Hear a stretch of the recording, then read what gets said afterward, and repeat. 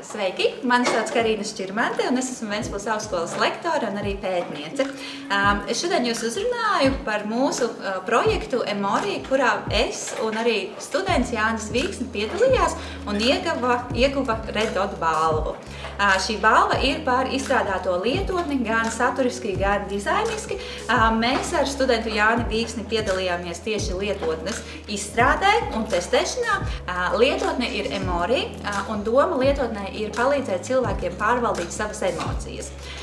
Šī lietotne tika izstrādāta sadarbībā ar Latvijas Mākslas akadēmiju. Latvijas Mākslas akadēmijas jaunieši un arī profesori piedalījās pie dizaina veidošanas. Rīgas Stradiņu universitāte piedalījās pie satura veidošanas, un mēs Ventspils augstskolas dalībnieki piedalījāmies pie pašas izstrādes, pie programmēšanas un arī testēšanas. Red Dot balva ir prestiža balva tieši dizaina aspektā. Šogad bija vairāk kā 20,000 pieteikumu, mēs esam vieni no uzvarētājiem. Emori lietotne ir domāta cilvēkiem, kuri vēlās pārvaldīt savas emocijas. Ir iespēja ikdienā atrādīt, iefiksēt, norādīt, kādas emocijas ir bijušas. Ir iespējams izpildīt uzdevumus, ar kur palīdzību sakārtot savu emocionālo gammu.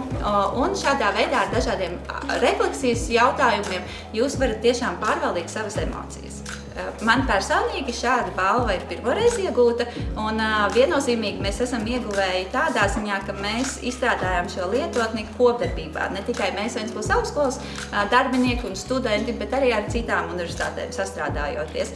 Arī pats Jānis Vīksne šo darbu izstrādājot arī atzīmēja kā kvalifikācijas darbu, līdz ar to viņš arī varēja pēc tam aizstāvēties un ļoti labi aizstāvējās un ieguva ļoti augstu vērtējumu.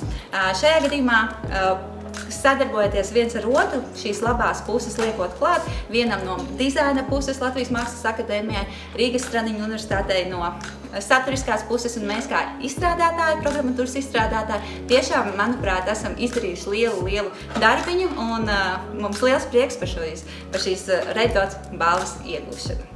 Un es aicinu arī citiem piedalīties šādos aizraujošos projektos un nebaidīties, izaicināt sevi, un gaidām studentus Ventspils augstskolā, ne tikai programmēšanas studentus, bet arī citās fakultātēs. Paldies!